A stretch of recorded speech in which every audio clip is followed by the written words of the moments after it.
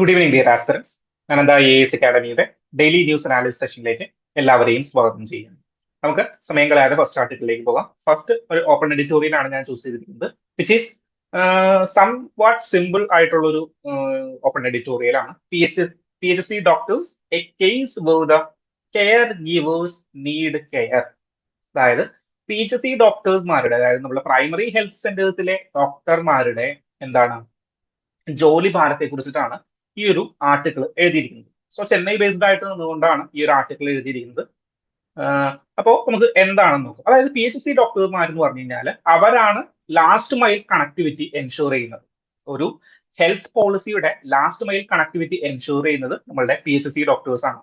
നമ്മുടെ PHC health centres അല്ലെങ്കിൽ family health സെന്റേഴ്സിലൊക്കെ പോയിട്ടുണ്ടെങ്കിൽ നിങ്ങൾക്ക് അറിയാനായിട്ട് പറ്റും ഒരു ദിവസം അവിടെ എത്ര ആളുകളാണ് വന്നുകൊണ്ടിരിക്കുന്നത്. 100-150 ആളുകളെയൊക്കെ ഒരു ദിവസം PHC ഡോക്ടേഴ്സ് കാണേണ്ടി വരും.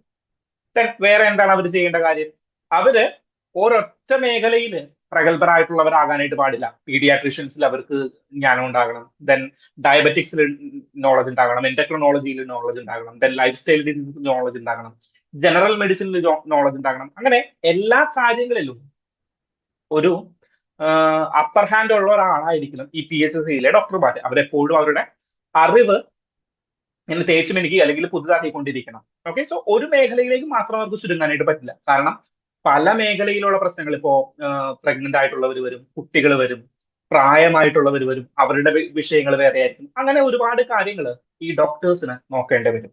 ദെൻ അത് മാത്രമല്ല, എന്താണ് ഒരു പുതിയ പോളിസി ഇംപ്ലിമെന്റ് ചെയ്യും, അല്ലെങ്കിൽ ഒരു വൈറസ് പൊട്ടി പുറപ്പെടുന്നു, അല്ലെങ്കിൽ ഇപ്പോ നമ്മളുടെ അമീബിക് മസ്തിഷ്ക ജ്വരം ബാക്ടീരിയ വൈറസ് വന്നുകൊണ്ടിരിക്കുകയാണ് നമ്മളുടെ കിണറുകളിലും കുളങ്ങളിലും. സോ ഇതിന്റെ എല്ലാം ഒരു പോളിസി ഗവൺമെന്റ് ഇംപ്ലിമെന്റ് ചെയ്യുമ്പോൾ, ഇതിനെ എന്താണ് റെഡ്യൂസ് ചെയ്യുന്നതിനുള്ള ഒരു പോളിസി ഗവൺമെന്റ് ഇംപ്ലിമെന്റ് ചെയ്യുമ്പോൾ അതിന്റെ ഫ്രണ്ട് റണ്ണർ ആയിട്ട് വർക്ക് ചെയ്യുന്നത് ഈ PHCയിലെ ഡോക്ടർമാരാണ്. ഓക്കെ, സോ അവര് ഒരു ഡൈവേഴ്സിഫൈഡ് ആയിട്ടുള്ള വർക്കുകളാണ് ഇന്ത്യയിലുടനീളം ചെയ്തുകൊണ്ടിരിക്കുന്നത്. നോർമലായിട്ട് ഒരു ഡോക്ടറിന്, ഒരു PHC ഡോക്ടറിന് 100 മുതൽ 200 പേരെ കാണുമ്പോൾ പ്രൈവറ്റ് സെക്ടറിൽ കിട്ടുന്നതിന്റെ ഒരു 50% സാലറി മാത്രമേ കിട്ടുന്നുള്ളൂ. ഓക്കെ, സോ അതും ഒരു കൺസേൺ ആണ്. അത് മാത്രമാണോ കൺസേൺ? ഇവിടെ പറയുന്ന ഒരു കാര്യം അത് മാത്രമല്ല കൺസേൺ. നമ്മളുടെ ക്ലിനിക്കൽ വർക്കുകൾ, അതായത് നമ്മളുടെ രോഗികളെ പരിശോധിക്കുക എന്ന ക്ലിനിക്കൽ വർക്കിന് ഉപരി ഇവര് ക്ലറിക്കൽ വർക്ക് കൂടിയിട്ട് ഇന്ത്യയിൽ ചെയ്യേണ്ടി വരികയാണ്. ഓക്കെ, എന്താണ് ഈ ക്ലറിക്കൽ വർക്കുകൾ? അവര് രജിസ്റ്ററുകൾ കീപ്പ് ചെയ്യുക, ഓരോ രജിസ്റ്ററുകൾ കീപ്പ് ചെയ്യുക, അത് എന്താണ് നമ്മളുടെ ഈ ഫയൽസുകളിൽ ടൈപ്പ് ചെയ്ത് കയറ്റുക. ഇതെല്ലാം ഒരു ഡോക്ടറുടെ ജോലിയാകും. ആരൊക്കെയാണെന്ന് നമ്മളെ സന്ദർശിച്ചത്, എത്ര പേരുടെ രോഗമാണ്, അതിന്റെ രോഗവിവരങ്ങൾ കൃത്യമായിട്ട് ടൈപ്പ് ചെയ്ത് ആഡ് ചെയ്യുക, ദെൻ മരുന്നുകളുടെ കാര്യങ്ങൾ നോക്കുക. ഇങ്ങനെ ഒരു PHCയുമായി ബന്ധപ്പെട്ട ഓൾമോസ്റ്റ് എല്ലാ കാര്യങ്ങളും, ക്ലിനിക്കൽ ആൻഡ് ക്ലറിക്കൽ ആയിട്ടുള്ള കാര്യങ്ങളെല്ലാം ആര് ചെയ്യേണ്ട അവസ്ഥ വരുന്നു? നമ്മളുടെ ഡോക്ടേഴ്സ് ചെയ്യേണ്ട അവസ്ഥ വരുന്നു. അത് ഒരു സിസ്റ്റം ബേൺ ഔട്ട്, എന്താണ് ഒരു ബേൺ ഔട്ട് ക്രൈസിസിന് കാരണമാകുന്നുണ്ട്. ഓക്കെ, ബേൺ ഔട്ട് ക്രൈസിസ് എന്ന് പറഞ്ഞു കഴിഞ്ഞാൽ ഇവര് എക്സോസ്റ്റഡ് ആയി പോകുന്നു. കാരണം ക്ലിനിക്കൽ ആയിട്ടുള്ള ഒരുപാട് കാര്യങ്ങൾ നോക്കണം, ദെൻ നോൺ ക്ലിനിക്കൽ ആയിട്ടുള്ള ക്ലറിക്കൽ ആയിട്ടുള്ള ഒരുപാട് കാര്യങ്ങൾ നോക്കണം. Okay, so world health organisation തന്നെ ഈ ഒരു പ്രോസസ്സിനെ അല്ലെങ്കിൽ ഈ ഒരു ക്രൈസിസിനെ അഡ്രസ് ചെയ്തിട്ടുണ്ട്. കാരണം ഇങ്ങനെ നമ്മുടെ ഹെൽത്ത് വർക്കേഴ്സിന്റെ, ഫ്രണ്ട് ലൈൻ ഹെൽത്ത് വർക്കേഴ്സിന്റെ എന്താണ് അവര് ബേൺ ഔട്ട് ആയി പോകുന്നത് ഹെൽത്ത് സിസ്റ്റത്തിന് തന്നെ ഡാമേജ് ആണ്. ഓക്കെ, സോ അതിനെ നമ്മൾ അഡ്രസ് ചെയ്യേണ്ടതുണ്ട്. നമ്മളിപ്പോ ഈ ഫയൽസിലേക്ക് മാറ്റുന്നു, അല്ലെങ്കിൽ ഡിജിറ്റൽ ഇന്ത്യ ഇനീഷ്യേറ്റീവുകൾ നമ്മൾ എവിടെ വരുത്തുന്നു, നമ്മളുടെ ഹെൽത്ത് കെയർ സിസ്റ്റത്തിലും വരുത്തുന്നുണ്ടെങ്കിൽ ഇതൊരു ഡബിൾ അക്കൗണ്ടിങ് അല്ലെങ്കിൽ ഒരു ഡബിൾ എൻട്രി ആയിട്ട് മാറിക്കൊണ്ടിരിക്കുകയാണ്. അവർക്ക് മാനുവൽ ആയിട്ടുള്ള എന്ത് കീപ്പ് ചെയ്യണം? നമ്മളുടെ ഫയലുകളും കീപ്പ് ചെയ്യണം, അവർക്ക് ഈ ഫയലുകളും കീപ്പ് ചെയ്യണം. കേരള അതിന് അതിന് ഒരു എക്സാമ്പിൾ അല്ല. കേരള മാത്രം ഒരു എക്സെപ്ഷൻ ആയിട്ടാണ് ഇന്ത്യയിൽ നിൽക്കുന്നത്. കാരണം കേരള ഹൈലി ഹെൽത്ത് ഇൻഫ്രാസ്ട്രക്ചറുകളിലും ഹെൽത്ത് ബഡ്ജറ്റിലും ഒരുപാട് സ്പെൻഡ് ചെയ്യുന്നുണ്ട്. ഓക്കെ, സോ അത് കാരണം കേരളത്തില് സ്റ്റാഫുകൾ അധികമുണ്ട്. കേരളത്തിലെ നമ്മളുടെ പ്രൈമറി ഹെൽത്ത് സെന്ററിലേക്ക് പോയി കഴിഞ്ഞാൽ നിങ്ങൾക്ക് അവിടെ കാണാൻ പറ്റും എത്ര സ്റ്റാഫുകളാണ് ഒരു പ്രൈമറി ഹെൽത്ത് സെന്ററിൽ മാത്രം ജോലി ചെയ്യുന്നതെന്ന്. ഓക്കെ, പക്ഷേ നമ്മൾ ബാക്കിയുള്ള സംസ്ഥാനങ്ങളിലേക്ക് പോവുകയാണെങ്കിൽ അത്രയും സ്റ്റാഫുകളുടെ എണ്ണമില്ല. നമ്മുടെ പ്രൈമറി ഹെൽത്ത് സെന്ററുകളിലൊക്കെ പലപ്പോഴും ദിവസവേതനാടിസ്ഥാനത്തിൽ ആളുകളെ ചൂസ് ചെയ്യാറുണ്ട്. നമ്മളുടെ പഞ്ചായത്തുകളിൽ ദിവസവേതനാടിസ്ഥാനത്തിൽ ആളുകളെ ചൂസ് ചെയ്തിട്ട് അവരെ പ്രൈമറി ഹെൽത്ത് സെന്റേഴ്സിൽ കൊടുക്കും. ഓക്കെ, ഒരു ഡോക്ടർ ഉണ്ടാകും, ദെൻ നേഴ്സുമാരുണ്ടാകും. നമ്മൾ പ്രൈമറി ഹെൽത്ത് സെന്ററിൽ നോർമലി കാണുന്നത് നമ്മളുടെ ഡോക്ടർ ഉണ്ടാവും, നേഴ്സുമാരുണ്ടാവും. ദെൻ അത് കൂടാണ്ട് നമ്മളുടെ ഈ ക്ലറിക്കൽ വർക്കുകൾ ചെയ്യാനായിട്ട് നമ്മളുടെ രോഗികൾ വന്നു കഴിയുമ്പോൾ അവരുടെ പേര് എഴുതി വെക്കുക, അല്ലെങ്കിൽ അവരുടെ അസുഖം നോക്കുക. നിങ്ങൾ ചിലപ്പോൾ കണ്ടിട്ടുണ്ടാവും ഡോക്ടർമാരും നേഴ്സുമാരും അല്ലാത്തവര് എന്ത് ചെയ്യുന്നുണ്ടാവും, ഇങ്ങനെയുള്ള ക്ലറിക്കൽ വർക്കുകൾ ചെയ്യുന്നുണ്ടാവും. ഒരു നേഴ്സ് ഇരുന്നിട്ട്, നിങ്ങൾ PHC പോകുമ്പോൾ ശ്രദ്ധിച്ചാൽ ഒരു നേഴ്സ് ഇരുന്നിട്ട് നിങ്ങളുടെ BP, ദെൻ വേറെ എന്താണ്, പനിയുണ്ടോ, നിങ്ങളുടെ വെയിറ്റ് എത്രയാണ്, ഹൈറ്റ് എത്രയാണെന്നൊക്കെ നോക്കിയിട്ട് ഇതെല്ലാം രേഖപ്പെടുത്തുന്നത്, ഇതെല്ലാം അപ്പൊ തന്നെ കമ്പ്യൂട്ടറിലേക്ക് രേഖപ്പെടുത്തുന്നത് ആരായിരിക്കും? ഒരു ക്ലറിക്കൽ സ്റ്റാഫ് ആയിരിക്കും. അവരെയൊക്കെ ദിവസവേതന അടിസ്ഥാനത്തിലായിരിക്കും ആര് ചൂസ് ചെയ്തിരിക്കുന്നത്? കേരളത്തിലെ ഗവൺമെന്റ് ചൂസ് ചെയ്തിരിക്കുന്നത്. സോ ഇങ്ങനെ ഒരു സിസ്റ്റം ഇന്ത്യയിലെ പല സ്ഥലങ്ങളിലും ഇല്ല. ഓക്കെ, അതൊരു പ്രോബ്ലമാണ്. ദെൻ ഡിജിറ്റൽ ട്രാൻസ്ഫോർമേഷൻ പല സ്ഥലങ്ങളിലേക്കും എത്തിയിട്ടില്ല. ഡിജിറ്റൽ ട്രാൻസ്ഫോർമേഷൻ പല സ്ഥലങ്ങളിലേക്കും എത്തിയിട്ടില്ല. എത്തിയിട്ടുള്ളതാണെങ്കിലും ഒരു ബേർഡൻ ആയിട്ട് മാറിക്കൊണ്ടിരിക്കുകയാണ്. എന്താണ്? രണ്ട് തരത്തിൽ ഫയലുകൾ കീപ്പ് ചെയ്യേണ്ടി വരും. ഒന്ന്, ഡിജിറ്റൽ ഫയൽസ് കീപ്പ് ചെയ്യേണ്ടി വരും. ദെൻ നമ്മളുടെ നോർമൽ റെക്കോർഡുകൾ, നമ്മളുടെ ഫയലുകൾ കീപ്പ് ചെയ്യേണ്ടി വരും. ദെൻ ഡെലിഗേഷൻ എന്ന് പറഞ്ഞു കഴിഞ്ഞാൽ എന്താണ്?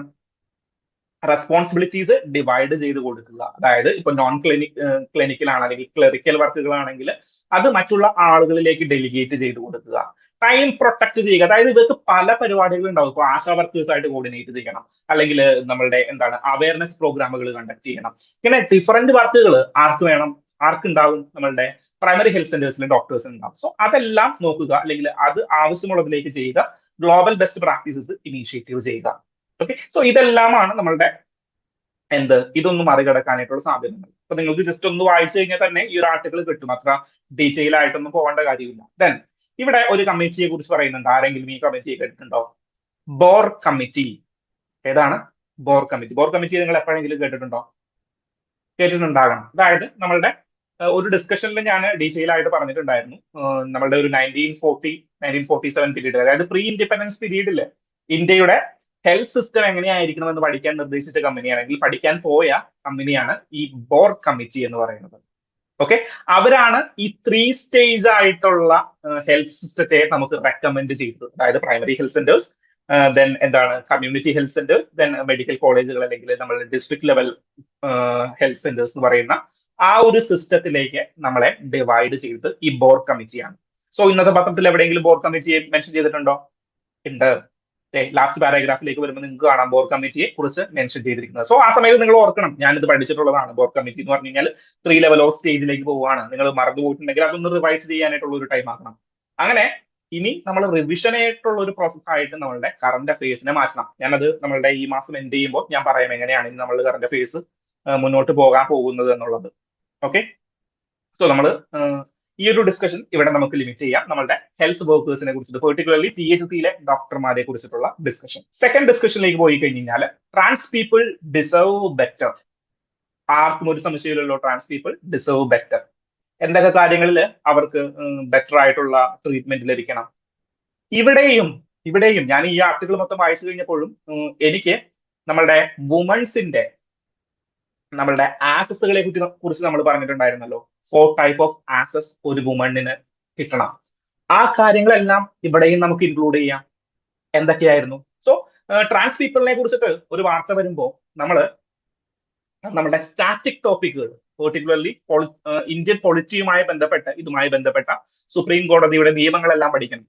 സുപ്രീം കോടതിയുടെ നിയമങ്ങൾ നമ്മൾ ഇതിനു മുന്നേ പഠിച്ചിട്ടുണ്ടോ? ഇങ്ങനെ ഒരു ആർട്ടിക്കിൾ വന്നു കഴിഞ്ഞപ്പോ നമ്മൾ ഡിസ്കസ് ചെയ്തിട്ടുണ്ടായിരുന്നു ഒരു എഡിറ്റോറിയൽ സെഷനിൽ. എങ്ങനെയാണ് 2009 തുടങ്ങിയിട്ട് ട്രാൻസ്ജെൻഡർ പോളിസി ഇന്ത്യയിൽ വളർന്നത്, അത് നമുക്കൊന്ന് റിവൈസ് ചെയ്യാം. ഓക്കെ, സോ ആ ഒരു പാറ്റേൺ നമ്മൾ പഠിക്കണം. ദെൻ അവർക്ക് വേണ്ടിയിട്ട് നമുക്ക് എന്ത് ചെയ്യാനായിട്ട് പറ്റും? ആസ് എ സിവിൽ സർവന്റ്, നിങ്ങൾ ഒരു സിവിൽ സർവന്റ് ആയി കഴിഞ്ഞാൽ നിങ്ങൾ പോളിസീസ് ബിൽഡ് ചെയ്ത് കഴിഞ്ഞു കഴിഞ്ഞാൽ അവർക്ക് എങ്ങനെയുള്ള പ്രയോറിറ്റീസ് കൊടുക്കും? ഓക്കെ, സോ ആ ഒരു ഡിസ്കഷനിലേക്കാണ് ഈ ഒരു ഓപ്പൺ എഡിറ്റോറിയൽ കൊണ്ടുപോകേണ്ടത്. ഓക്കെ, സോ ഇവിടെയും നമുക്ക് 4 ഹെഡുകളിലേക്ക് തിരിക്കാം. വുമൺസിലെ പറഞ്ഞപ്പോ 4 ഹെഡുകളിലേക്ക് നമ്മൾ തിരിച്ചു. വുമൺസിന്റെ ആസസിനെ കുറിച്ച് നമ്മൾ പറഞ്ഞപ്പോ ഒരു വുമൺ എംപവർമെന്റ് സാധ്യമാകണമെങ്കിൽ 4 ഹെഡിലേക്ക് തിരിക്കണം എന്ന് ആരാ പറഞ്ഞേ? മാത്യു ആണോ പറഞ്ഞേ? അല്ല, നമ്മളുടെ woman and child development minister എന്തിലെഴുതിയത്? ഓപ്പൺ എഡിറ്റോറിയലിൽ എഴുതിയതാണ്. അപ്പൊ എനിക്കത് മെയിൻസ് ആൻസർ റൈറ്റിംഗിൽ എഴുതാം, ഒരു കുഴപ്പമില്ല, എനിക്ക് മാർക്ക് കിട്ടും. ഓക്കെ, അപ്പൊ 4 കാര്യങ്ങൾ: access to right, access to right, access to service, access to opportunity. Then one more access is there: access to right, access to service, access to protection. Okay, so access to right, അവകാശങ്ങളിലേക്കുള്ള access ആർക്ക് കൊടുക്കണം? ട്രാൻസ്ജെൻഡേഴ്സിന് കൊടുക്കണം, നമുക്ക് എഴുതാം അവകാശങ്ങളിലേക്ക്. then access to services, equality in services ആർക്ക് കൊടുക്കണം? ട്രാൻസ്ജെൻഡേഴ്സിന് കൊടുക്കണം. ഓപ്പർച്യൂണിറ്റി എന്ന് പറയുമ്പോൾ എഡ്യൂക്കേഷൻ, എന്റർപ്രണർഷിപ്പ്, അവർക്ക് വേണ്ടിയിട്ടുള്ള എല്ലാ സാഹചര്യങ്ങളും, ബാങ്ക് ലോണുകൾ അടക്കമുള്ള എല്ലാ സാഹചര്യങ്ങളും അവിടെ കൊടുക്കണം. നമ്മൾക്ക് ട്രാൻസ്ജെൻഡേഴ്സിനും വുമൻസിനും കൊടുക്കണം. Then protection. ഈ 4 കാര്യങ്ങളും നിങ്ങൾ ഈ റിസർവേഷനെ കുറിച്ച് പറയുമ്പോൾ ഈ 4 കാര്യങ്ങളും ഒരാൾക്ക് ലഭിക്കുന്നില്ലെങ്കിൽ, അത് ദളിതനായിക്കോട്ടെ, വുമൺ ആയിക്കോട്ടെ, ട്രാൻസ്ജെൻഡർ ആയിക്കോട്ടെ, അധകൃതരായിട്ടുള്ള ആര് സമൂഹങ്ങളായിക്കോട്ടെ, ഈവൻ നമ്മളുടെ ഡിഫറൻറ്റ്ലി ഏബിൾഡ് ആയിട്ടുള്ള ആളുകൾക്കും എന്താ അവരുടെ എല്ലാം പ്രോബ്ലം? ഈ 4 കാര്യങ്ങളും അവർക്ക് സാധാരണ ജനങ്ങളെ പോലെ കിട്ടുന്നില്ല. Access to right, access to service, access to protection and access to opportunity. ഈ 4 കാര്യങ്ങളും അവർക്ക് കിട്ടാനായിട്ടുള്ള കാര്യങ്ങളാണ് നമ്മൾ ചെയ്യേണ്ടത്. ഓക്കെ, സോ ഈ 4 കാര്യങ്ങളെ നമ്മൾ എലാബറേറ്റ് ചെയ്താൽ മതി. ആക്സസ് ടു റൈറ്റ് എന്ന് പറയുമ്പോൾ ഈക്വാലിറ്റി ട്രീറ്റ്മെന്റ് വേണം, നമ്മളുടെ എന്താണ് ഈക്വാലിറ്റി, അങ്ങനെ നമ്മളുടെ റൈറ്റുകളെല്ലാം നമ്മൾ ക്രോഡീകരിക്കുക. ഈക്വാലിറ്റി എന്താണ്, then എന്താണ് നമ്മളുടെ റിസർവേഷനെ സംബന്ധിച്ചിട്ടുള്ള റൈറ്റുകൾ, പബ്ലിക് എംപ്ലോയ്മെന്റുകൾ, അങ്ങനെ റിസർവേഷനുമായി ബന്ധപ്പെട്ട കാര്യങ്ങൾ റൈറ്റുകളിൽ നമുക്ക് ഉൾപ്പെടുത്താം. ദെൻ ആക്സസ് ടു സർവീസസ്, ഗവൺമെന്റിന്റെ സർവീസസുകൾ പ്രയോറിറ്റിയോട് കൂടിയിട്ട് കിട്ടാനായിട്ടുള്ള ഒരു ആക്സസ് നമുക്ക് വേണം, അല്ലെങ്കിൽ ഓപ്പർച്യൂണിറ്റി നമുക്ക് വേണം. ദെൻ ആക്സസ് ടു ഓപ്പർച്യൂണിറ്റി, എന്റർപ്രണർഷിപ്പിന് വേണ്ടിയിട്ട്, മാർക്കറ്റുകൾക്ക് വേണ്ടിയിട്ട്, ഇവരുടെ ഒരു പ്രൊഡക്റ്റ് ഉണ്ടാക്കി കഴിയുമ്പോൾ, അല്ലെങ്കിൽ ഇവര് ഏർപ്പെടുന്ന ജോലികളിൽ ഇവർക്ക് ഓപ്പർച്യൂണിറ്റിയോട് കൂടിയിട്ട് മുന്നോട്ട് പോകാനായിട്ടുള്ള ഒരു ആക്സസ് വേണം. ദെൻ പ്രൊട്ടക്ഷൻ, ഇതിന് വേണ്ടിയിട്ടെല്ലാമുള്ള സ്കീമുകളും നമ്മൾ ഇവിടെ റൈറ്റ് ചെയ്ത് കഴിഞ്ഞാൽ നമ്മളൊരു ബെസ്റ്റ് ആൻസർ എഴുതി, അല്ലെങ്കിൽ ഒരു മോഡറേറ്റ് ടു ബെസ്റ്റ് ആൻസർ നമ്മൾ ഇവിടെ എഴുതി. ഓക്കെ, സോ അതാണ് ഈ ഒരു ഡിസ്കഷന്റെ കാതൽ എന്ന് പറയുന്നത്. ദെൻ എന്താണ് നമ്മളുടെ റൈറ്റ്സ്, അല്ലെങ്കിൽ എന്താണ് നമ്മളുടെ സ്റ്റാറ്റിക് പോർഷൻ? ഇപ്പൊ ഇവിടെ ഞാൻ ഡിസ്കസ് ചെയ്തിട്ടുണ്ടായിരുന്നു ഏതാണ് പെർട്ടിക്കുലർലി ഇമ്പോർട്ടന്റ്. നിങ്ങൾ ഏത് കേസ് മറന്നുപോയി കഴിഞ്ഞാലും പെർട്ടിക്കുലർലി ഇമ്പോർട്ടന്റ് ആയിട്ടുള്ള ഒരു കേസ് ഉണ്ട്, NALSA versus Union of India case 2014 അല്ലെ. അന്നാണ് ട്രാൻസ്ജെൻഡർ ഒരു തേർഡ് ജെൻഡർ ആണെന്ന് ദ ലാൻഡ്മാർക്ക് ജഡ്ജ്മെന്റിലൂടെ സുപ്രീം കോടതി വിധി പറയുന്നത്. ഓക്കെ, അതിനുശേഷം 4 വർഷം കഴിഞ്ഞിട്ടാണ് ഇന്ത്യയിൽ ഒരു ട്രാൻസ്ജെൻഡർ ആക്ട് രൂപീകരിക്കുന്നത്. ഓർക്കുന്നുണ്ടോ? സോ ട്രാൻസ്ജെൻഡേഴ്സിന്റെ ഒരു ലീഗൽ ഡെഫിനിഷൻ ഞാൻ പറഞ്ഞിട്ടുണ്ടായിരുന്നു. ദെൻ 2009 ആദ്യമായിട്ട് ഇലക്ഷൻ കമ്മീഷൻ ഒരു തേർഡ് ജെൻഡർ എന്ന് പറയുന്ന ഒരു കാറ്റഗറി ഇൻട്രൊഡ്യൂസ് ചെയ്തത്, അല്ലെങ്കിൽ അതേഴ്സ് എന്ന് പറയുന്ന ഒരു കാറ്റഗറി ഇൻട്രൊഡ്യൂസ് ചെയ്തത്. 2014 NALSA versus Union of India case. നിങ്ങൾ പലരും കണ്ടിട്ടുണ്ടാവും നമ്മളുടെ റീനു മാമിന്റെ, നമ്മളുടെ ഈ വർഷം സിവിൽ സർവീസിൽ 91 86 റാങ്ക് കിട്ടിയ റീനു മാമിന്റെ ഒരു മോക്ക് ഇന്റർവ്യൂല് മാമിനോട് ചോദിക്കുന്നുണ്ട്, the gender can be binary. Ma'am പറയുന്ന ഒരു വേർഡിക്റ്റ് ഇതാണ്: NALSA versus Union of India case പ്രകാരം എന്ത് പറ്റില്ല? ജെൻഡർ ബൈനറി ആയിരിക്കാൻ പാടില്ല, ജെൻഡർ ഒരു ഫ്ലൂയിഡ് കോൺസെപ്റ്റ് ആണ്. NALSA versus Union of India കേസിൽ സുപ്രീം കോടതി അത് ഉറപ്പിച്ച് പറഞ്ഞിട്ടുണ്ട്. ഓക്കെ, സോ അത് ഇമ്പോർട്ടന്റ് ആണല്ലോ, NALSA versus Union of India case. Then 2019 transgender persons protection of rights act, simply transgender persons act നമ്മൾ ഇൻട്രൊഡ്യൂസ് ചെയ്യുന്നത്. ഓക്കെ, സോ ആ ഒരു ടൈം ലൈൻ നിങ്ങൾ ഓർത്തിരിക്കുക. സോ ആ ഒരു ഡിസ്കഷൻ മറന്നു പോയിട്ടുള്ളവർ ആ ഒരു ഡിസ്കഷൻ, അല്ലെങ്കിൽ നിങ്ങൾ എഴുതിയിട്ടുള്ള നോട്ടുകൾ എടുത്തൊന്ന് മറിച്ച് വായിച്ചു നോക്കുക.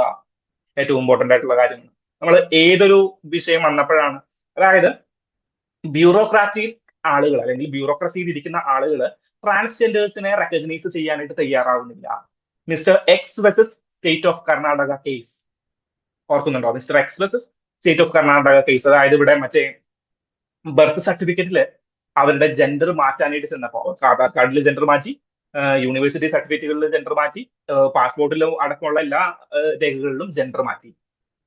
നമ്മളുടെ ബർത്ത് സർട്ടിഫിക്കറ്റിൽ ജെൻഡർ മാറ്റാനായിട്ട് ചെന്നപ്പോൾ അവർ പറഞ്ഞു അങ്ങനെ ബർത്ത് സർട്ടിഫിക്കറ്റിൽ ജെൻഡർ മാറ്റാനായിട്ടൊന്നും പറ്റില്ല എന്ന് പറഞ്ഞിട്ട് അവര് എന്ത് ചെയ്തു? അവര് ഒരു എന്താണ് കട്ടായം പറഞ്ഞു. സോ അവർ നേരെ കോടതിയിലേക്ക് പോയി. കോടതി പറഞ്ഞു നിങ്ങൾ ഈ കിടന്ന് പരിപാടി ഉണ്ടാക്കരുത്, മര്യാദയ്ക്ക് മാറ്റി കൊടുത്തോളണം എന്ന് ആരോട് പറഞ്ഞു? ബ്യൂറോക്രാറ്റ്സിനോട് പറഞ്ഞു. സോ അതിന്റെ ബേസിലാണ് ഈ ഒരു mister X versus State of Karnataka കേസുമായി ബന്ധപ്പെട്ടിട്ടാണ് എന്ത് വന്നേ, സെയിം ഒരു കേസ് 2025 വന്നു കഴിഞ്ഞപ്പോഴാണ് എന്ത് വന്നത്, നമ്മളുടെ ഈ ഒരു ഓപ്പൺ എഡിറ്റോറിയൽ പൊസിഷൻ വന്നിട്ടുണ്ടായിരുന്നു. അന്നാണ് നമ്മൾ ഇത് ഡിസ്കസ് ചെയ്തത്. ഓക്കെ, സോ അത് ഇവിടെ ആയിട്ട് കണക്ട് ചെയ്യുക. 4 ആസസ് വുമൻസിന് നമ്മൾ പഠിപ്പിച്ചു കൊടുത്തിട്ടുള്ള 4 ആസസ് കൂടി ഇവിടെ ആഡ് ചെയ്യുക. ഓക്കെ, സോ ഈ ഒരു ഡിസ്കഷനും നമ്മൾ ഇവിടെ ലിമിറ്റ് ചെയ്യുകയാണ്. ദെൻ എന്താണ് the growing relevance of traditional medicines. Traditional മെഡിസിൻസിന്റെ ഗ്രോയിങ് റെലവൻസ്. അപ്പോൾ പെർട്ടിക്കുലർലി ആയുഷ് മിനിസ്ട്രിയുമായി ബന്ധപ്പെട്ടിട്ടാണ് ഈ ഒരു ന്യൂസ് ആർട്ടിക്കിൾ വന്നിരിക്കുന്നത്. ഇവിടെ ഇത് നമ്മുടെ മിനിസ്റ്റർ ഓഫ് സ്റ്റേറ്റ് എഴുതിയിരിക്കുന്നതാണ്. ആയുഷ് മിനിസ്ട്രിയുടെ മിനിസ്റ്റർ ഓഫ് സ്റ്റേറ്റ് എഴുതിയിരിക്കുന്നതായതുകൊണ്ട് ഗവൺമെന്റിനെ പ്രകീർത്തിച്ചുകൊണ്ടുള്ള കാര്യങ്ങളായിരിക്കും പറയുന്നത്. പക്ഷെ അത്ര കണ്ടന്റ് റിച്ച് ആയിട്ടുള്ള ആർട്ടിക്കിൾ അല്ല, ജസ്റ്റ് അതിന്റെ ഇൻഫോർമേഷൻസുകൾ മാത്രം പ്രൊവൈഡ് ചെയ്യുന്ന ആർട്ടിക്കിളാണ്. ഇവിടെ നിങ്ങൾ മേജർലി ഫോക്കസ് ചെയ്യേണ്ടത് ഫസ്റ്റ് പാരഗ്രാഫ് ആണ്. ഇതിന്റെ ഒരു മാർക്കറ്റ് പോസിബിലിറ്റി, മെയിൻസ് ആൻസർ റൈറ്റിംഗുകളിൽ നിങ്ങൾക്ക് സ്റ്റാറ്റിസ്റ്റിക്സ് എഴുതാൻ പറ്റും. എന്ത്, ഇതിന്റെ ഒരു market possibility compare to China and Australia. അതിലേക്ക് നമുക്ക് വരാം. Okay, market possibility. സോ ഇത് നമ്മളുടെ ഈ ഒരു ഡിസ്കഷൻ ലിമിറ്റ് ചെയ്യുന്നത് നമ്മളുടെ ആയുഷ് മിനിസ്ട്രിയുടെ അല്ലെങ്കിൽ നമ്മുടെ ട്രഡീഷണൽ മെഡിസിന്റെ മാർക്കറ്റ് പോസിബിലിറ്റിയെ കുറിച്ചിട്ടാണ്. ഓക്കെ, സോ 70% ആളുകളും എന്താ ചെയ്യുന്നതെന്ന് പറയുന്നത് വേൾഡ് ഹെൽത്ത് ഓർഗനൈസേഷൻ റെക്കോർഡ് പ്രകാരം 70% ഓഫ് ആളുകളും അവർക്ക് ഏറ്റവും എളുപ്പത്തിൽ കിട്ടുന്ന ഒരു സർവീസ് എന്ന് പറയുന്നത് നമ്മളുടെ ട്രഡീഷണൽ മെഡിസിൻസിന്റെ സർവീസസ് ആണ്. ദെൻ അത് അഫോർഡബിളും കൂടിയാണ്. ഓക്കെ, അത് അഫോർഡബിളും കൂടിയാണ്. ഇങ്ങനെ ഒരു ഡിസ്കഷൻ നമ്മൾ നടത്തിയിട്ടുണ്ടായിരുന്നു. The medical boundaries of AYUSH practitioners. Medical boundaries of for AYUSH practitioners. So ഇവിടെ എന്തായിരുന്നു നമ്മൾ ഡിസ്കസ് ചെയ്തത്? അതായത് ആയുഷ് പ്രാക്ടീസ് ചെയ്യുന്ന നമ്മുടെ ആയുർവേദ ഡോക്ടർമാർക്കും ഹോമിയോ ഡോക്ടർമാർക്കും ആന്റിബയോട്ടിക്സ് കുറിച്ച് കൊടുക്കാനായിട്ട് പറ്റുമോ? അവർക്ക് ഓപ്പറേഷനുകൾ ചെയ്യാനായിട്ട് പറ്റുമോ? അല്ലെങ്കിൽ നമ്മളുടെ അലോപ്പതിക് മെഡിസിൻസ് വിച്ച് മീൻസ് നമ്മളുടെ ഇംഗ്ലീഷ് മെഡിസിൻസ് എന്ന് പറയുന്ന മെഡിസിൻസിന്റെ ഓപ്പറേഷനുകളും ആന്റിബയോട്ടിക്സുകളും കുറിച്ച് കൊടുക്കാനായിട്ട് പറ്റുമോ എന്നുള്ളതായിരുന്നു നമ്മളുടെ ഒരു ചോദ്യം. സോ അവിടെയും നമ്മൾ ഈ ബോർ കമ്മിറ്റിയെ കുറിച്ച് പറഞ്ഞിട്ടുണ്ടായിരുന്നു. ഓർക്കുന്നുണ്ടോ? 1946 ബോർ കമ്മിറ്റിയെ കുറിച്ചിട്ട് നമ്മൾ അവിടെയും പറഞ്ഞിട്ടുണ്ടായിരുന്നു.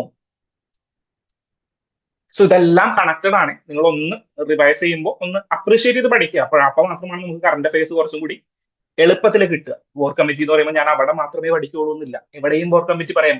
നമ്മളുടെ ഒരു ഹെൽത്തിനെ കുറിച്ചിട്ട് അല്ലെങ്കിൽ നമ്മളുടെ ആരോഗ്യ മേഖലയുമായി ബന്ധപ്പെട്ട പല സ്ഥലങ്ങളിലും ഈ ബോർ കമ്മിറ്റി റെഫർ ചെയ്യപ്പെടും.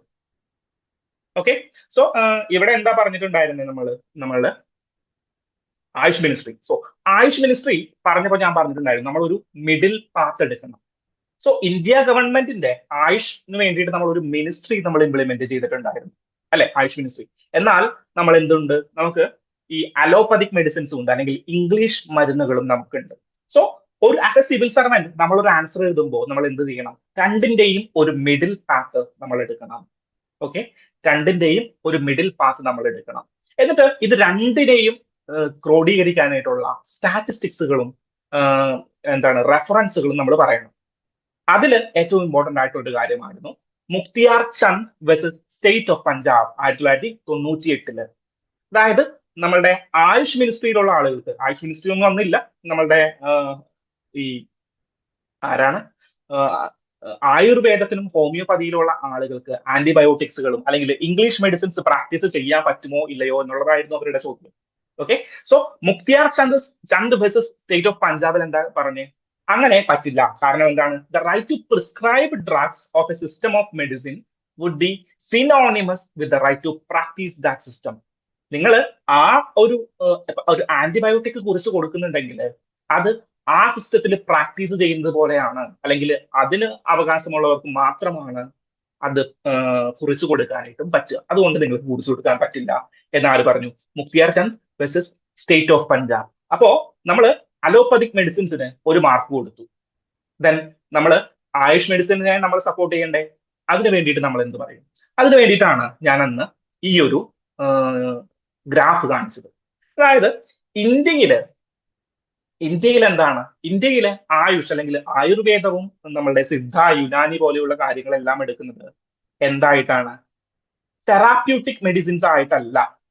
ഓക്കെ, ഇന്ത്യയിലെ തെറാപ്യൂട്ടിക് മെഡിസിൻസ് ആയിട്ടല്ല, അതായത് രോഗം വന്നു കഴിഞ്ഞാൽ അത് മാറാനായിട്ടുള്ള ഒരു മെഡിസിൻ ആയിട്ടല്ല നമ്മൾ എന്തെടുക്കുന്നത്.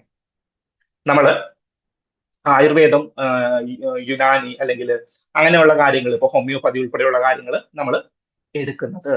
പകരം എന്താണ്, പ്രിവെന്റീവ് മെഡിസിൻ ആയിട്ടാണ് നമ്മൾ ഇന്ത്യയിൽ ഇത് ചൂസ് ചെയ്യുന്നത്. ഓക്കെ, സോ പ്രിവെന്റീവ് മെഡിസിൻ ആയിട്ടാണ് കൂടുതൽ ആളുകളും ചൂസ് ചെയ്യുന്നത്. 45 to 48%, അറൌണ്ട് 50% ആളുകളും ആയുർവേദത്തെയും യുനാനിയെയും സിദ്ധയെയും ഹോമിയോപ്പതിയെയും കാണുന്നത് ഒരു പ്രിവെന്റീവ് മെഡിസിൻ ആയിട്ടാണ്. അത് അവരുടെ ജീവിത ശൈലികളിൽ മാറ്റം കൊണ്ടുവരാനായിട്ട്, അവരുടെ ഹെൽത്ത് കുറച്ചുകൂടി ബെനിഫിറ്റ് ആകാനായിട്ട്. ഓക്കെ, സോ നമ്മൾ ആയുഷ് ബ്രഹ്മി കഴിക്കും. അതെന്താണ്, ബുദ്ധി വളരുന്നതിനും മറ്റേ ഓർമ്മ കൂടുതൽ ഉണ്ടാകുന്നതിനും. ദെൻ എന്താണ്, നമുക്ക് ന്യൂട്രിയൻസ് കിട്ടുന്നതിന് വേണ്ടിയിട്ട് അങ്ങനെ കുറച്ച് ലേഹ്യങ്ങളൊക്കെ നമ്മൾ വാങ്ങിച്ച് കഴിക്കും. ഓക്കെ, അതെല്ലാം എന്താണ്, അതെല്ലാം റിജുവനേഷൻ ആണ്, അല്ലെങ്കിൽ പ്രിവെന്റീവ് ആണ്. ദെൻ ക്യൂറേറ്റീവ് ആയിട്ട് നമ്മളുടെ എന്തെടുക്കുന്നവരെ ആയുഷ് അല്ലെങ്കിൽ ഹോമിയോപ്പതിയിലേക്കും ആയുർവേദത്തിലേക്കും പോകുന്നവരെ കുറവാണ്. സോ നമുക്ക് പ്രിവെന്റീവ് മെഡിസിന്റെ കാര്യത്തിൽ നമ്മൾ ഇംഗ്ലീഷ് മെഡിസിനിലേക്കും ക്യൂറേറ്റീവ് മെഡിസിന്റെ കാര്യത്തിൽ നമുക്ക് ഒരു ഡൈവേഴ്സിഫൈഡ് ആയിട്ടുള്ള കാര്യങ്ങളിലേക്കും പോകണം. അതിൽ ഇംഗ്ലീഷ് മരുന്ന് വേണം. ആയുഷ് മിനിസ്ട്രിയിലുള്ള എല്ലാ കാര്യങ്ങളും ഇംപ്ലിമെന്റ് ചെയ്തിട്ട് മനുഷ്യന് പ്രശ്നമില്ലാത്ത സ്ഥലങ്ങളിൽ ഇത് ഉപയോഗിച്ചോട്ടെ എന്നുള്ള രീതിയിലേക്ക് ഒരു പോളിസി ബിൽഡ് ചെയ്യാനായിട്ട് നമുക്ക് പറ്റണം. ഓക്കെ, സോ ആ ഒരു പാത്താണ് നമ്മൾ ആയുഷ് മിനിസ്ട്രിയുടെ കാര്യത്തിൽ എടുക്കേണ്ടത്. ഏതിന്റെ കാര്യത്തിൽ എടുക്കേണ്ടത്? ആയുഷ് മിനിസ്ട്രിയുടെ കാര്യത്തിൽ എടുക്കേണ്ടത്. സോ ആ ഒരു ഹിസ്റ്ററി മനസ്സിലായല്ലോ, അല്ലെങ്കിൽ നമ്മൾ മുന്നേ ഡിസ്കസ് ചെയ്തതുമായിട്ട് നമ്മൾ കണക്ട് ചെയ്തല്ലോ. ഇനി നമുക്ക് ചെയ്യേണ്ടത് ഇന്നത്തെ ഡിസ്കഷനിൽ പറയുന്നത് ഇതിന്റെ ഒരു മാർക്കറ്റ് പോസിബിലിറ്റിയാണ്. അതായത് ഇന്ത്യ നമ്മളുടെ ട്രഡീഷനുകളെ അങ്ങോട്ട് വിൽക്കാനായിട്ട് തീരുമാനിച്ചു കഴിഞ്ഞാൽ ട്രഡീഷനുകളെ ഇന്ത്യ വിൽക്കുന്നത് പോലെ മറ്റാർക്കും വിൽക്കാനായിട്ട് പറ്റില്ല. ഓക്കെ, കാരണം അമ്മാതിരി ട്രഡീഷനാണ് നമുക്കുള്ളത്. Indus valley civilisation, Rigveda, Yajurveda, Samaveda, Atharvaveda, അവിടെ നിന്ന് തുടങ്ങുന്ന ഹിസ്റ്ററിയാണ് ഇന്ത്യക്ക് ഉള്ളത്. അതും എഴുതപ്പെട്ട ഹിസ്റ്ററീസ് ആണ്. ഋഗ്വേദം കാലഘട്ടം തുടങ്ങി ഓൾമോസ്റ്റ് എല്ലാ മേഖലകളിലും എഴുതപ്പെട്ട ഹിസ്റ്ററീസ് നമുക്കുണ്ട്. ഓക്കെ, സോ ഈ ട്രഡീഷൻ, അതിൽ ഏറ്റവും ഇമ്പോർട്ടന്റ് ആണ് ഈ ട്രഡീഷണൽ മെഡിസിൻസ് എന്ന് പറഞ്ഞു കഴിഞ്ഞാൽ. സോ ലോകത്തിലെ ട്രഡീഷണൽ മെഡിസിൻസിന്റെ ഉത്ഭവമൊക്കെ ഇന്ത്യയിലെ സുശ്രുതനും ചരകനും അങ്ങനെയുള്ള ആളുകളിലേക്ക് നമ്മൾ എന്ത് ചെയ്യുന്നുണ്ട്, ആട്രിബ്യൂട്ട് ചെയ്യുന്നുണ്ട്. ഓക്കെ, സോ ഇതെല്ലാം വിൽക്കാനായിട്ട് നമുക്ക് സാധിക്കണം. എന്നാൽ മാത്രമേ, ഇപ്പോൾ എക്കോണമി എന്ന് പറഞ്ഞു കഴിഞ്ഞാൽ ഇതെല്ലാം വിറ്റ് കഴിഞ്ഞാൽ മാത്രമേ നമുക്കൊരു $10 trillion ഡ്രീമിലേക്കൊക്കെ എത്താനായിട്ട് പറ്റത്തുള്ളൂ. ഓക്കെ, സോ ഒരു എക്സാമ്പിൾ മാത്രം കാണിക്കാം.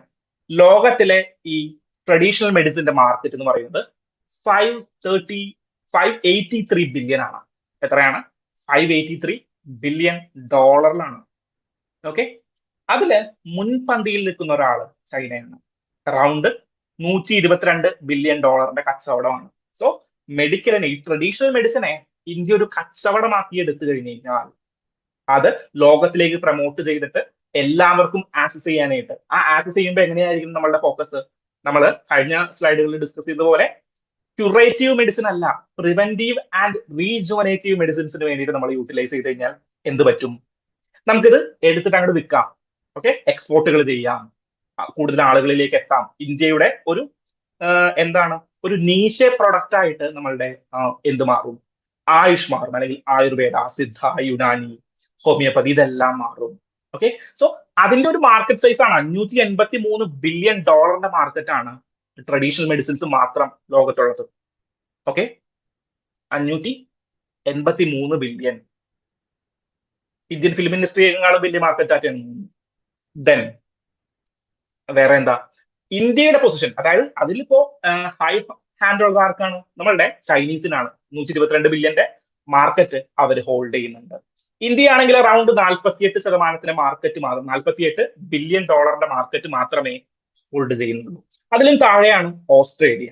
ഓക്കെ, ഓസ്ട്രേലിയ അറൌണ്ട് 4 ബില്യണോ അല്ലെങ്കിൽ 3 ബില്യന്റെ അടുത്താണ് ഓസ്ട്രേലിയയുടെ മാർക്കറ്റ് ഉള്ളത്. ഓക്കെ, സോ ഈ ഒരു 48-ൽ നിന്ന് നമ്മൾ ഒരു 100-150 എത്താനായിട്ടുള്ള പരിപാടികൾ നമ്മൾ ചെയ്യണം. സോ അതിന് എന്തൊക്കെ ചെയ്യണം? അതിന് റിസർച്ചുകൾ ചെയ്യണം. ആയുർവേദവുമായി ബന്ധപ്പെട്ട, ട്രഡീഷണൽ മെഡിസിനുമായി ബന്ധപ്പെട്ടിട്ടുള്ള റിസർച്ചുകൾ പ്രധാനമായിട്ടും നമ്മൾ ചെയ്യണം. ദെൻ അതുമായി ബന്ധപ്പെട്ടുള്ള പ്രൊഡക്റ്റുകൾ മാർക്കറ്റുകളിലേക്ക് എത്തിക്കണം. മാർക്കറ്റുകളിലേക്ക് എത്തിച്ചാൽ മാത്രം മതിയോ? അത് കൃത്യമായിട്ട് സപ്ലൈ ചെയ്യാനായിട്ടും മാർക്കറ്റ് ചെയ്യാനായിട്ടും പേറ്റന്റും കോപ്പിറൈറ്റും ചെയ്യാനായിട്ടുമുള്ള ഈസ് ഓഫ് ഡൂയിങ് ബിസിനസ്സുകൾ നമ്മൾ പ്രൊവൈഡ് ചെയ്യണം. ഓക്കെ, സോ അതിനെല്ലാം ഉള്ള ഒരു ഫാക്ടർ ആയിട്ടാണ് നമ്മൾ ഈ ആയുഷ് മിനിസ്ട്രി ഇംപ്ലിമെന്റ് ചെയ്തത്. ഓക്കെ, സോ ആയുഷ് മിനിസ്ട്രി കൊണ്ട് നമ്മൾ എന്താ ഉദ്ദേശിക്കേണ്ടത്?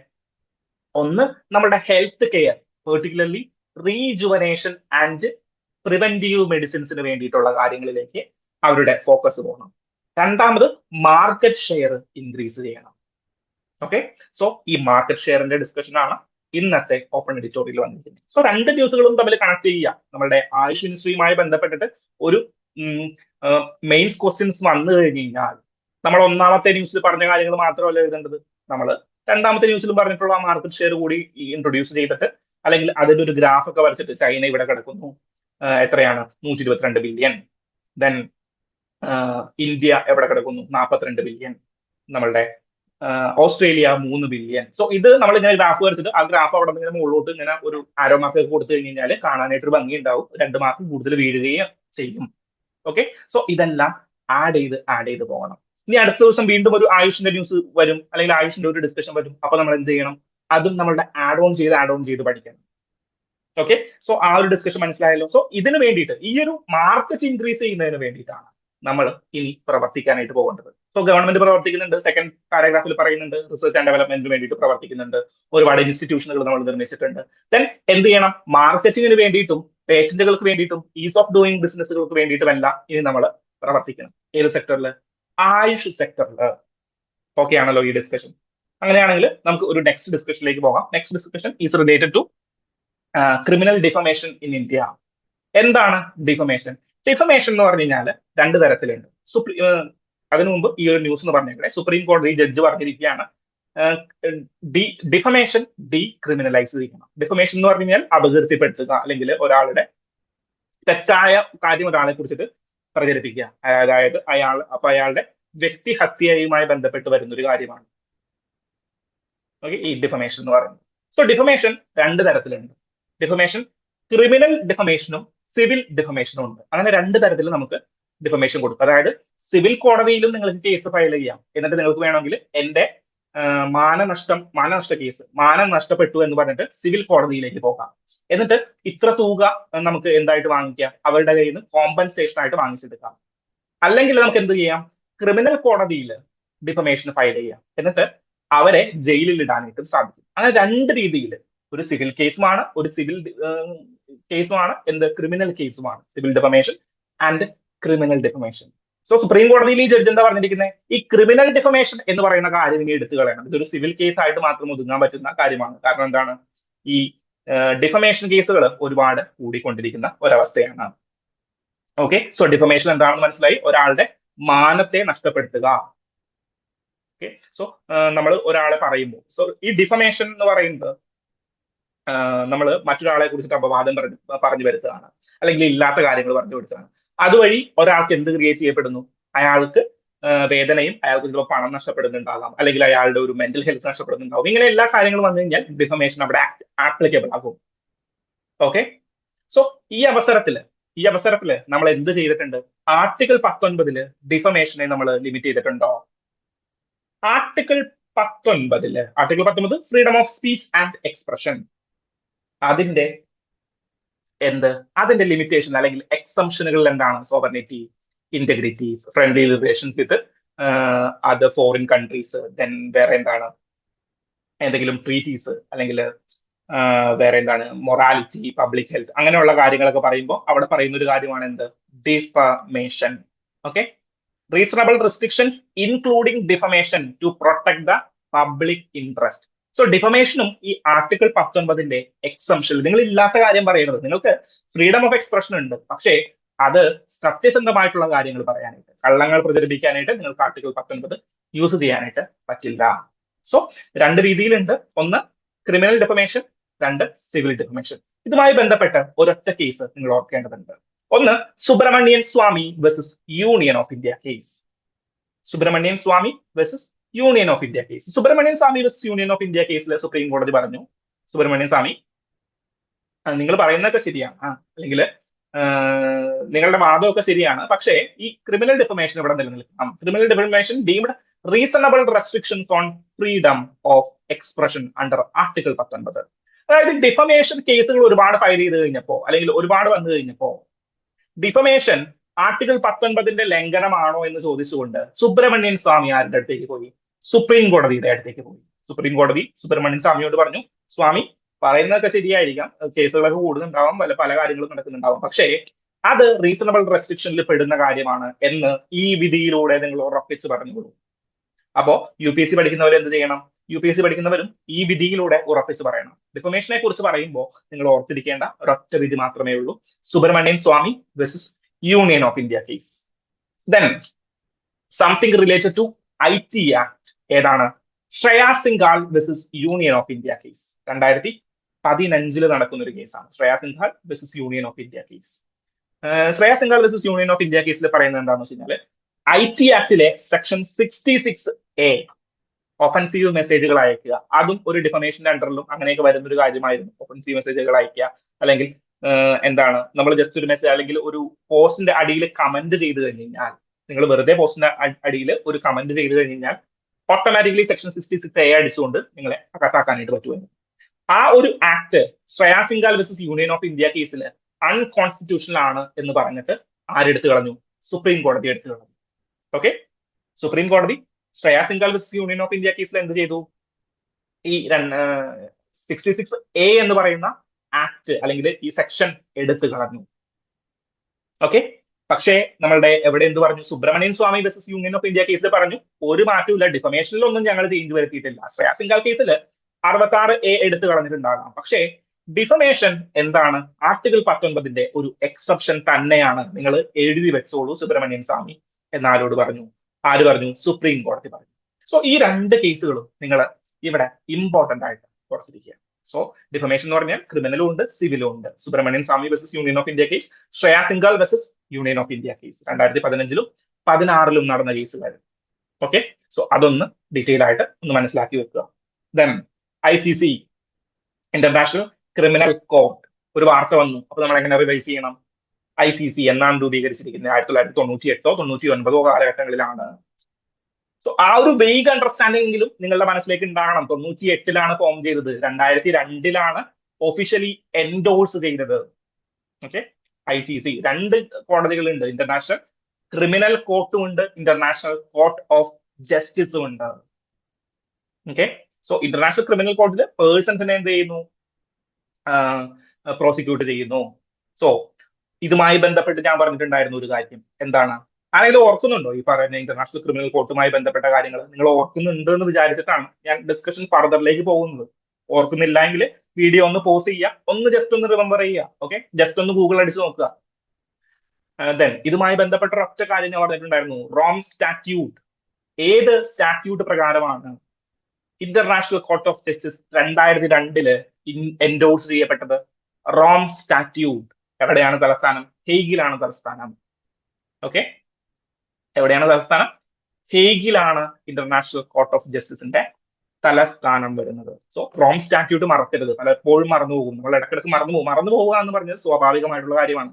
ഓക്കെ, സോ വീണ്ടും ഇങ്ങനെയുള്ള ഒരു ന്യൂസ് വരുമ്പോൾ അത് നിങ്ങൾ റിവൈസ് ചെയ്യണം. ഓക്കെ, ഒരുപാട് സമയം എടുക്കണ്ട. ICC എന്ന് പേര് കേൾക്കുമ്പോൾ ഈ ഡിസ്കഷൻ എന്താണെന്ന് മൊത്തം ഒന്നും വായിക്കണ്ട. ICC എന്ന് പറയുന്ന കാര്യം കേൾക്കുമ്പോൾ ICC ഞാൻ പഠിച്ചിട്ടുണ്ടല്ലോ, റോം സ്റ്റാറ്റ്യൂട്ട് എന്നാണ് അത് ഫോം ചെയ്തത്, എവിടെയാണ് തലസ്ഥാനം, അത്രയും മനസ്സിലാക്കിയാൽ മതി. ഹേഗ് എന്ന് പറയുമ്പോൾ നിങ്ങൾക്ക് സ്പെഷ്യാലിറ്റി തോന്നുന്നുണ്ടെങ്കിൽ നിങ്ങൾ ഹേഗിന്റെ മാപ്പും കൂടി ഒന്ന് എടുത്ത് നോക്കുക. അവിടെ കഴിഞ്ഞു, അവസാനിപ്പിക്കുക. ദെൻ ഇന്നത്തെ പത്രത്തിൽ വേറെ എന്ത് ന്യൂസ് ഉണ്ട് ഇതുപോലെ നമുക്ക് റിവൈസ് ചെയ്യാൻ പറ്റിയ മറ്റൊരു ന്യൂസ് ഉണ്ട്. സെൻട്രൽ പൊല്യൂഷൻ കൺട്രോൾ ബോർഡിന്റെ ഒരു ന്യൂസ് ഉണ്ട്, അല്ലേ? സോ സെൻട്രൽ പൊല്യൂഷൻ ബോർഡിന്റെ ആ ഒരു ഹെഡിങ് കാണുമ്പോൾ തന്നെ നമ്മുടെ മനസ്സിലേക്ക് എന്ത് ഓടണം? ഏതോ ഒരു ആക്ട് വഴിയാണ് ഈ central Pollution Control Board form ചെയ്തിരിക്കുന്നത്. ഏത് ആക്ട് ആണ്? എൻവിറോൺമെന്റൽ പ്രൊട്ടക്ഷൻ ആക്ട് ആണോ? അല്ല, എനിക്കറിയാം, അത് വാട്ടർ ആക്ടിലാണ് Central Pollution Control Board form ചെയ്തിരിക്കുന്നത്. ഓക്കെ, വാട്ടർ ആക്ടിലാണ്. കാരണം അന്ന് ഈ പൊല്യൂഷൻ ഒക്കെ പ്രശ്നമായിട്ട് വന്നു കഴിഞ്ഞപ്പോൾ എൻവിറോൺമെന്റൽ പ്രൊട്ടക്ഷൻ ആക്ട് ഒന്നും ഉണ്ടായിരുന്നില്ല. അന്ന് ആകെ ഉണ്ടായിരുന്നത് വാട്ടർ ആക്ട് ആണ്. സോ അതിന്റെ ഉള്ളിലേക്ക് നമ്മൾ സെൻട്രൽ പൊല്യൂഷൻ കൺട്രോൾ ബോർഡിനെ നമ്മൾ ഇൻട്രൊഡ്യൂസ് ചെയ്തു. ദെൻ മറ്റൊരു ആർട്ടിക്കിൾ വന്നിട്ടുണ്ട്. ഏതാണ്? ബോഡോലാൻഡ് ടെറിട്ടോറിയൽ റീജിയനിൽ എന്ത് വന്നിരിക്കുന്നത്? ഇലക്ഷനുകൾ നടക്കുന്നു. ഓട്ടോണമസ് കൗൺസിലുകളിൽ ഇലക്ഷനുകൾ നടക്കുന്നതുമായി ബന്ധപ്പെട്ട് ആസാമിലെ ഒരു ന്യൂസ് വന്നിട്ടുണ്ട്. സോ ഓട്ടോണമസ് റീജിയനുമായി ബന്ധപ്പെട്ട്, ബോഡോലാൻഡ് ടെറിട്ടോറിയൽ റീജിയനുമായി ബന്ധപ്പെട്ടിട്ടുള്ള നമ്മളുടെ ഇൻഫോർമേഷൻ നമ്മളൊന്ന് റിവൈസ് ചെയ്യണം. സോ ഇങ്ങനെയാണ് പത്രത്തെ നമ്മൾ ഇനി റിവൈസ് ചെയ്യാനായിട്ട് പോകുന്നത്. ഞാൻ ഈ ഒരു മന്തിന്റെ എൻഡിലാവുമ്പോൾ നമ്മളുടെ എങ്ങനെയാണ് നമ്മൾ ന്യൂസ് അനാലിസിസിനെ ചേഞ്ച് ചെയ്യാനായിട്ട് പോകുന്നത് എന്നുള്ളത് ഡീറ്റെയിൽ ആയിട്ട് തന്നെ പറയാം. ഓക്കെ, സോ ഈ ഒരു മന്തിൽ എനിക്ക് നിങ്ങൾ ഈ സാറ്റർഡേയോട് കൂടിയിട്ട് ചെയ്തു തരേണ്ട ഒരു കാര്യം, അല്ലെങ്കിൽ സാറ്റർഡേ സൺഡേ ദിവസങ്ങളിൽ ഈ മന്ത് എൻഡിൽ ചെയ്യേണ്ട ഒരു കാര്യം, ഇതുവരെ നമ്മളിപ്പോ 3 മാസമായി നമ്മൾ കണ്ടിട്ട് അല്ലെ, June, July, August, September is going to end. So ഈ 4 മാസങ്ങളിലും നമ്മൾ പഠിച്ച കറണ്ട് അഫയേഴ്സിന്റെ ഒരു റിവിഷൻ നിങ്ങൾ ഈ മാസത്തിൽ നടത്തുക. സോ 4 മാസത്തിൽ നമ്മളൊരു ഹ്യൂജ് ബേസ്, നിങ്ങൾക്ക് മനസ്സിലായിട്ടുണ്ടാവുന്ന അറിയില്ല, നിങ്ങൾക്ക് ഒരുപാട് അറിവുകൾ കിട്ടിയിട്ടുണ്ട്. സോ ഈ ഒരു ഹ്യൂജ് ബേസിന്റെ ഒരു റിവിഷൻ നിങ്ങൾ സാറ്റർഡേ സൺഡേ ദിവസങ്ങളിൽ നടത്തണം. ഓക്കെ, 30th നമ്മളുടെ 30th നമ്മളൊരു ഷിഫ്റ്റ്, അതായത് നമ്മൾ എങ്ങനെയാണ് ന്യൂസ് അനാലിസിസിനെ മുന്നോട്ട് കൊണ്ടുപോകാൻ പോകുന്നത്, പ്രിലിംസ് പെർസ്പെക്റ്റീവിൽ നമ്മൾ എന്തൊക്കെ കാര്യങ്ങൾ ചെയ്യും എന്നുള്ളൊരു കാര്യം ഞാൻ ഡീറ്റെയിൽ ആയിട്ട് പറയാം. ഓക്കെ, നമുക്ക് അടുത്ത ദിവസങ്ങൾ ന്യൂസ് അനാലിസിസ് പോലെ തന്നെ കണ്ടിന്യൂ ചെയ്യും, ഒരു മാറ്റവും ഇല്ല. പക്ഷേ പ്രിലിംസ് പെർസ്പെക്റ്റീവിലുള്ള ക്വസ്റ്റൻസുകൾ ഇനി നമ്മൾ ആഡ് ചെയ്യാൻ പോവുകയാണ്. ഓക്കെ, സോ ഇനി സ്പൂൺ ഫീഡിങ്ങുകൾ നമ്മൾ കുറയ്ക്കുകയാണ്. നിങ്ങൾക്ക് കണ്ടന്റുകൾ കിട്ടി, സ്പൂൺ ഫീഡിങ്, ഓരോ ന്യൂസും എടുത്തെടുത്ത് സ്പൂൺ ഫീഡ് ചെയ്ത് പോകേണ്ട കാര്യമില്ല. ബേസുകളിൽ നിന്ന് ബിൽഡ് ചെയ്തുകൊണ്ട് നമ്മൾ എന്ത് ചെയ്യും, പ്രിലിംസ് പെർസ്പെക്റ്റീവിലേക്ക് ന്യൂസ് അനാലിസിസിനെ മാറ്റും. ഓക്കെ, സോ അതൊന്ന് ഡീറ്റെയിൽ ആയിട്ട് നമുക്ക് ഡിസ്കസ് ചെയ്യാം. സോ ഇന്നത്തെ ന്യൂസ് ഒന്ന് നിങ്ങൾ പഠിച്ചു വെക്കുക, എന്തൊക്കെ കാര്യങ്ങളാണ് ഇതിൽ നോക്കേണ്ടതെന്ന് നോക്കുക. മേജർലി ഇമ്പോർട്ടന്റ് ആയിട്ട് നമ്മളുടെ ട്രാൻസ്ജെൻഡേഴ്സുമായി ബന്ധപ്പെട്ട കാര്യങ്ങൾ നോക്കുക. ദെൻ എന്താണ് ഡിഫമേഷനുമായി ബന്ധപ്പെട്ടത്, ദെൻ നമ്മളുടെ PHC-യിലെ ഡോക്ടർമാരുമായി ബന്ധപ്പെട്ട കാര്യങ്ങളൊക്കെ ഡീറ്റെയിൽ ആയിട്ടൊന്ന് നോക്കുക. നോട്ട് എഴുതി വെക്കേണ്ടവരെ നോട്ട് എഴുതി വെക്കുക. ഓക്കെ, സോ നമുക്ക് നെക്സ്റ്റ് ഡേ ന്യൂസ് അനാലിസിസുമായിട്ട് കാണാം.